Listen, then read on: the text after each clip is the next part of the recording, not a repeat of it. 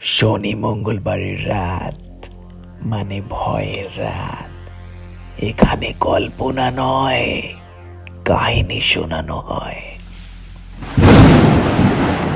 আমার ভূতের বাড়ি চ্যানেলে আপনাদের সকলকে স্বাগত। আশা করছি আপনারা সকলে ভালো আছেন ও সুস্থ আছেন।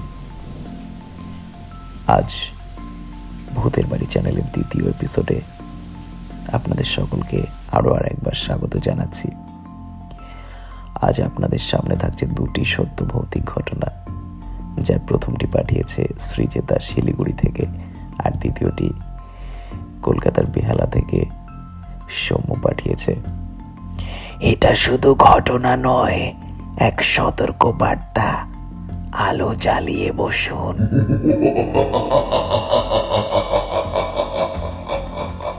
শুরু হচ্ছে প্রথম ঘটনাটি। আমি শ্রীজিতা, একজন ইন্টার্ন চিকিৎসক।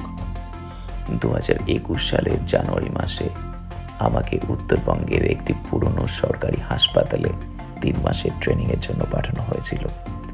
জায়গাটার নাম এখানে উল্লেখ করতে চাই না, কারণ যারা সেখানে কাজ করেন এখনো ভয় পান এই ঘটনার কথা বলতেই। হাসপাতালটি ছিল 1960 সালে প্রতিষ্ঠিত, কিন্তু 2015 সালের পর ধীরে ধীরে বহু ওয়ার্ড বন্ধ হয়ে যায়। বিশেষ করে ব্লক সি, একটা 3 তলা ভবন, যেটা এক সময় এমার্জেন্সি ওয়ার্ড ছিল। বলা হয় একবার এক অগ্নিদগ্ধ রোগীকে ভুল চিকিৎসায় মেরে ফেলা হয়েছিল এখানে। তারপর থেকেই এখানে সব অদ্ভুত আওয়াজ, কান্না, শব্দ শুনতে পাওয়া যায়। আমার থাকার ব্যবস্থা হয়েছিল হাসপাতালের পাশেই এক পুরনো হোস্টেলে।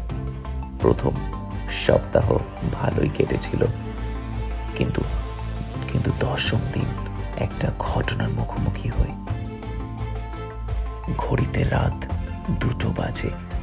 হাসপাতালের ওয়াকি টকি কানেকশন থেকে একটা ভেসে আসা আওয়াজ পেলাম। ডিউটি নার্স, সিসি ব্লকে একজন রোগীর অবস্থা খারাপ, তাড়াতাড়ি এসো। আমি শিহরিত হলাম। আমি অবাক হলাম। ব্লক সি তো এখন বন্ধ, তাহলে রোগী কোথা থেকে?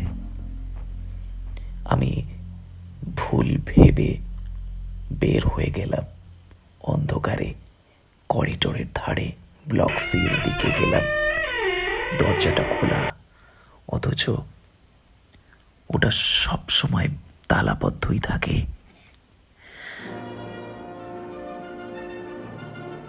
ভেতরে ঢুকতেই ঘরের বাতি হঠাৎ জ্বলে উঠল, অথচ পুরো ব্লকে বিদ্যুৎ সংযোগ বিচ্ছিন্ন বহু বছর ধরে। আমার সামনে দাঁড়িয়ে ছিল এক হাসপাতালের গাউন পরা,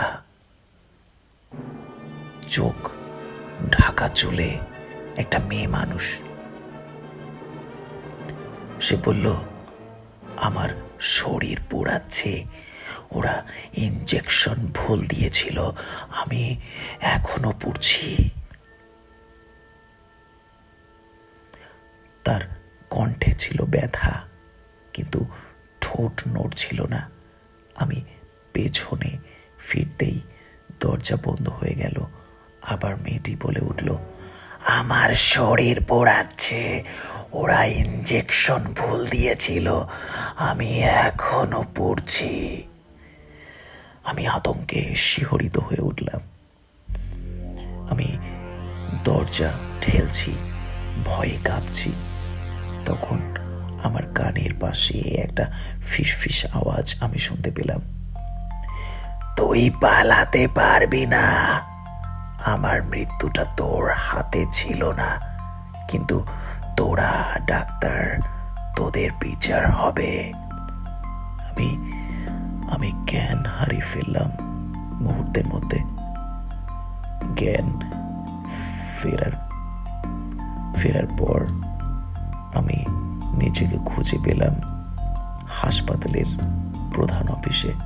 ঘড়িতে সকাল 7টা বাজে। আমাকে পাওয়া গেছিল ব্লক সির ভেতরে অজ্ঞান অবস্থায়। প্রশ্ন উঠল, তালা ভাঙলো কিভাবে, অথচ অফিস রেকর্ডে তালা অক্ষত ছিল। সিসিটিভি ফুটেজে দেখা গেছে আমি নিজে থেকেই হেঁটে ঢুকেছি, কিন্তু ভেতরে ঢোকার পরে আর কেউ প্রবেশ বা প্রস্থান করেনি। লোকের মুখে শোনা যায় অতীতের রহস্য। পরদিন এক পুরনো নার্স মাধবীদি আমাকে একটা পুরনো রেকর্ড দেখান। সেখানে একটি সীমা সিংহ নামের রোগীর রেকর্ড পাই। 2014 সালে ভর্তি হয়েছিল সে। শরীরে 90% পোড়া নিয়ে ডাক্তারের ভুল ইনজেকশনের কারণে তার মৃত্যু হয়। তবে পরিবারের তরফ থেকে মামলা না হওয়ায় বিষয়টা চেপে দেওয়া হয়েছিল। সীমার মৃত্যুর পর থেকে ব্লক সিতে 5 জন নার্স ও 2 জন ইন্টার্ন অস্বাভাবিকভাবে অসুস্থ হয়ে পড়েছিল। কেউ মানসিক ভারসাম্য হারিয়ে ফেলেছিল, কেউ বা হঠাৎ হার্ট অ্যাটাকে মারা গিয়েছিল। আমি এখন অন্য হাসপাতালে কাজ করছি, কিন্তু এখনো মাঝরাতে হঠাৎ করে হোয়াটসঅ্যাপে একটা নাম্বার থেকে বার্তা আসে, পোড়া শেষ হয়নি, এবার তোমার পালা। সেই নাম্বারটা আমি ট্রেস করলেই দেখতে পাই নাম্বারটি 2014 সালে বন্ধ হয়ে গেছে।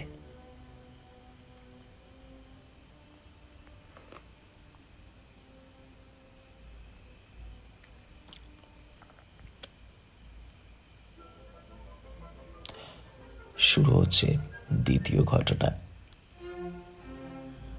কলকাতার বেহালা থেকে সৌম্য পাঠিয়েছে।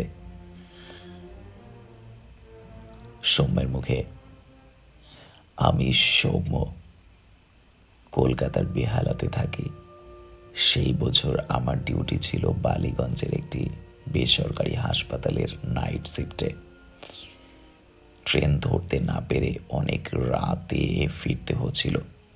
শেষ ট্রেন মিস করে বাধ্য হয়ে বেহালার একটা শর্টকাট রাস্তা দিয়ে হেঁটে ফিরছিলাম বাড়িতে। রাস্তার এক পাশে পুরনো মুসলিম কবরস্থান, অন্য পাশে ছিল গরুর ঘাটাল। ঘড়িতে তখন রাত 2:40। হালকা কুয়াশা বিস্তারিতভাবে প্রসারিত রয়েছে রাস্তাটি। রাস্তার বাতিগুলো বেশিক্ষণ জ্বলছিল না। আমি হেডফোন কানে দিয়ে হাঁটছিলাম। হঠাৎ কানে একটা আওয়াজ আসলো, যেন কেউ কাঁদছে কবরস্থানের ভেতর থেকে। সাধারণত এমন কিছু শুনলেও আমি পাত্তা দিই না, তবে এবার অদ্ভুতভাবে শরীরটা কেমন যেন ঠান্ডা হয়ে গেল। নিস্তর রাতে, শীতের রাত, কাঁধের উপর কারো নিঃশ্বাস অনুভব করলাম। আমি হেডফোন খুলে চারিপাশে তাকালাম, কোথাও কেউ নেই। আমি নিজেকে খুঁজে পেলাম রাস্তায়। তারপর ঘটল ঘটনাটা। আমার সামনে একেবারে রাস্তার মাঝখানে দাঁড়িয়ে একজন মহিলা, লম্বা সাদা জামা, চুলগুলো ভেজা ভেজা মতো, মুখে কোনো চোখ মুখ নেই, ফাঁকা। আমার পা যেন জমে গেল ভয়ে। চিৎকার করতে গিয়েও করতে পারলাম না। দৌড়াতে থাকলাম আর আতঙ্কিত হয়ে উঠলাম। কিন্তু মুখ দিয়ে শব্দই বের হচ্ছিল না। মহিলা ধীরে ধীরে আমার দিকে এগিয়ে আসতে লাগলো। পেছনে সরে গিয়ে দেখি আমি একটা কবরের উপরে দাঁড়িয়ে আছি। ঠিক সেই সময় বাতিগুলো হঠাৎ করে নিভে গেল। আবার যখন আলো এলো দেখি কেউ নেই, মহিলাও নেই, কবরও নেই। আমি ফুটপাথে পড়ে আছি, মুখে কাদা আর কাদা জড়ানো।